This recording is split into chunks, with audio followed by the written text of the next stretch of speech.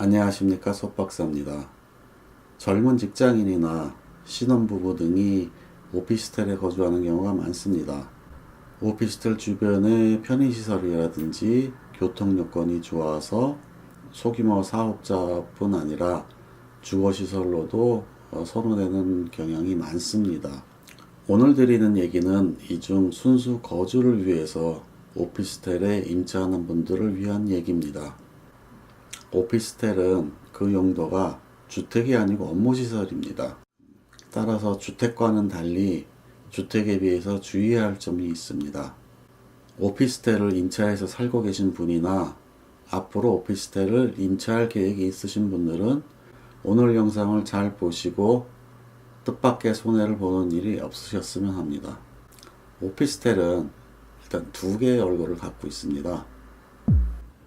하나는 업무시설이고 또 하나는 주택의 얼굴을 갖고 있습니다. 오피스텔 주인이 오피스텔을 취득할 당시에 임대사업자 등록을 하고 그에 준하는 취득과 관련 세금을 내고 있으면 업무시설이고요. 오피스텔 주인이 오피스텔을 취득할 당시에 주택으로의 사용 목적으로 주택에 준하는 취득과 관련 세금을 내고 있으면 주택으로 간주합니다. 즉 원래는 오피스텔은 업무시설이지만 주택으로 취득하고 사용하고 있으면 주택으로 간주해 준다는 겁니다. 주택으로 간주해 준다는 것이지 주택은 아니고 그래도 근본은 업무시설이란 얘기입니다. 여기서 약간 헷갈리시지요? 원래는 오피스텔은 업무시설인데 주택으로도 봐주는 경우가 있다 하는 정도로 이해하시면 일단은 쉽습니다. 오늘 얘기는 주택으로 사시려고 하는 분을 위한 얘기니까 그럼 언제 주택으로 봐주느냐가 궁금하겠죠? 먼저 오피스텔을 갖고 있는 임대인은 세 가지 부류가 있습니다. 첫째는 그냥 자연인인 임대인, 둘째는 주택임대사업자를 갖고 있는 임대인, 셋째는 일반 임대사업자인 임대인. 자연인인 임대인은 아무런 등록 없이 그냥 오피스텔을 갖고 있는 사람입니다. 이 임대인과 두 번째 주택임대사업자인 임대인은 거주의 목적으로 임차하는데 아무 문제가 없습니다. 그냥 주택이나 아파트 계약서 쓰듯이 계약서를 쓰면 되고, 특히 주택임대사업자인 임대인은 전용 계약서를 쓰게 되어 있어서 계약서를 쓰는데 주택임대사업자용 표준임대차 계약서에 쓰고 있으면 전입신고하고 확정일자마다 주택처럼 마음대로 쓰셔도 되고 주택임대차 보호법의 보호도 받습니다. 그런데 문제는 이 세 번째 임대사업자인 임대인입니다. 이 임대인은 취득 당시부터 업무시설로 취득을 하여서 취득 당시의 조건이 다릅니다. 가장 큰 게 임대사업자 등록을 했기 때문에 오피스텔에 부가가치세를 환급을 받고 기타 세금 구조가 주택용과는 좀 다릅니다.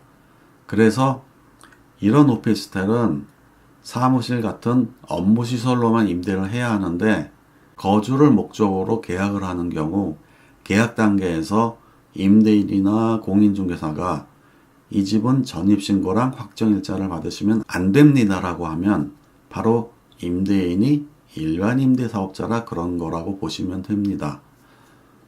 이런 사실을 계약 당시에 건성으로 듣거나 또는 잘 몰라서 나중에 임차인이 동사무소에 전입신고와 확정일자를 받게 되면 임대인이 매우 곤란해집니다.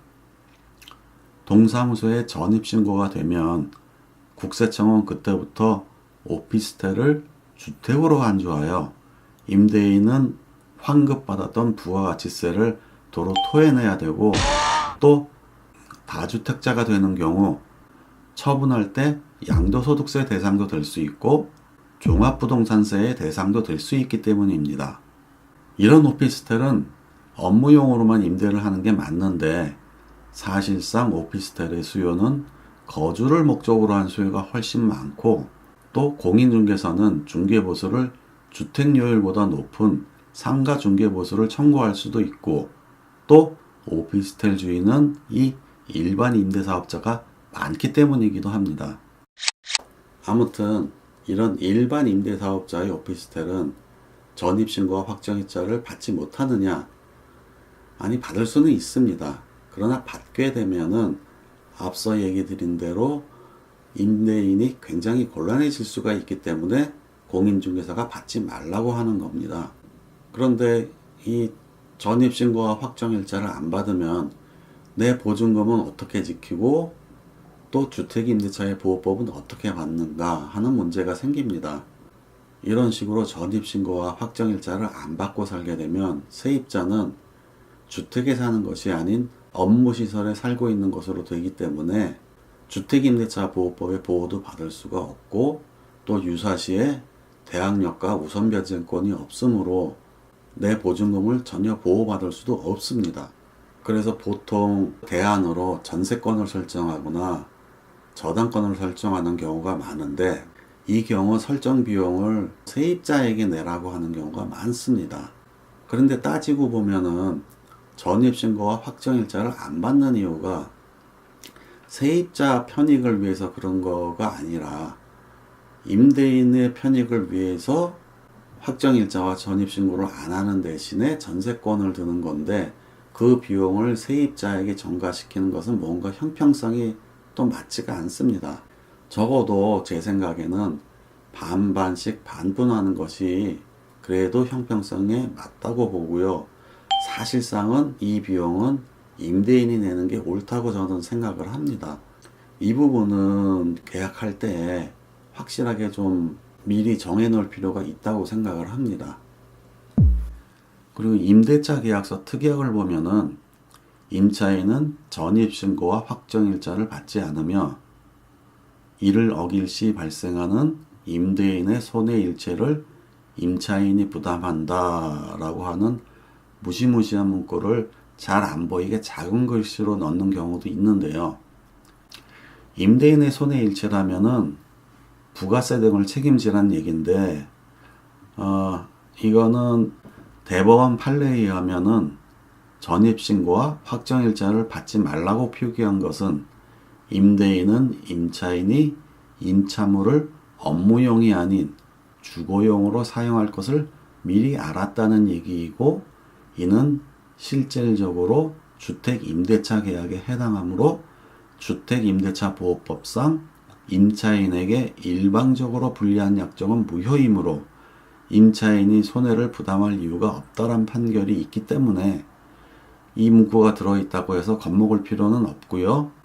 그런데 이렇게 특약을 고명하게 넣는 경우도 있습니다. 임차인은 임차물을 거주 목적으로 사용할 수 없으며 이를 어길 시에 발생하는 손해는 임차인의 부담으로 한다.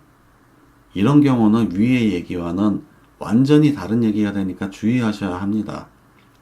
이는 대부분의 계약자가 특약을 꼼꼼히 확인하지 않는 점을 이용해서 슬쩍 끼워 넣고 얼버무리는 경우인데, 이를 제대로 확인 안 하고 전입신고와 확정일자를 실수로라도 받으면 큰일이 나니까 특약은 꼼꼼하게 확인하셔야 합니다.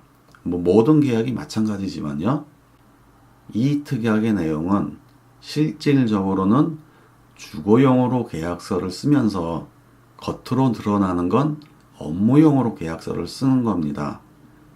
판례도 이런 경우는 임대인의 손을 들어준 바가 있으므로 주의하셔야 합니다.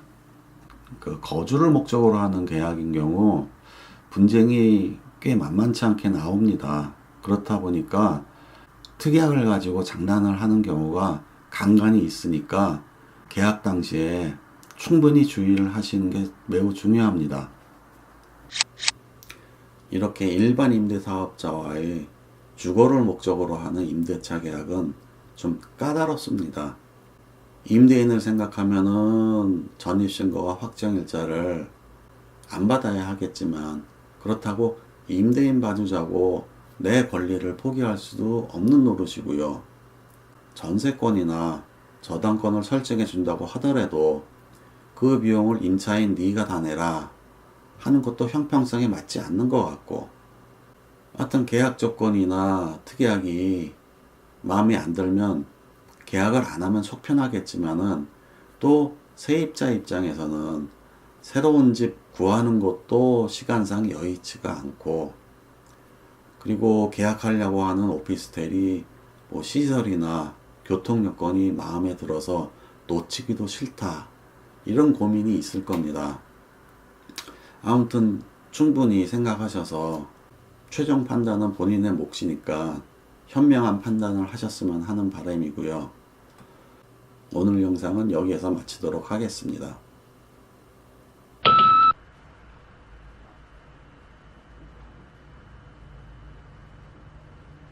나가리. 오늘 드리는 얘기는 오피스텔에 임차해서 살고 오피스텔에 임차하고